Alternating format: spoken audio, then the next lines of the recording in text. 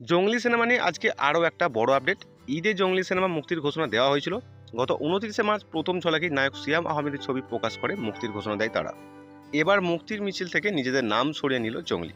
নির্মাতা এম রাহিম কারণ হিসেবে জানান, টানা শুটিং করছি আমরা, একই সঙ্গে ভারতে চলছে ছবির পোস্ট প্রোডাকশনের কাজ। শুটিংয়ের পাশাপাশি ড্রাইভিং চলছে ঢাকায়। মে মাসে আউটডোরে শুটিংয়ের সময় প্রচণ্ড গরমে ইউনিটের অনেকেই অসুস্থ হয়ে পড়ে, তবুও আমরা কঠোর পরিশ্রম চালিয়ে যাচ্ছি। দর্শকদের যে সিনেমাটা আমরা উপহার দিতে চাই সেই কোয়ালিটি অ্যাচিভ করা সম্ভব হবে না এই ঈদে। এরই মানে সিনেমার সঙ্গে কোয়ালিটিতে কম্প্রোমাইজ করাটা একেবারেই আনএথিক্যাল হবে। সান সিনেমা দিয়ে চলচ্চিত্র নির্মাতা হিসাবে অভিষেক হয়েছিল এম রাহিমের। প্রথম ছবি মুক্তির 2 বছর পর দ্বিতীয় সিনেমা নির্মাণে নেমেছিলেন তিনি।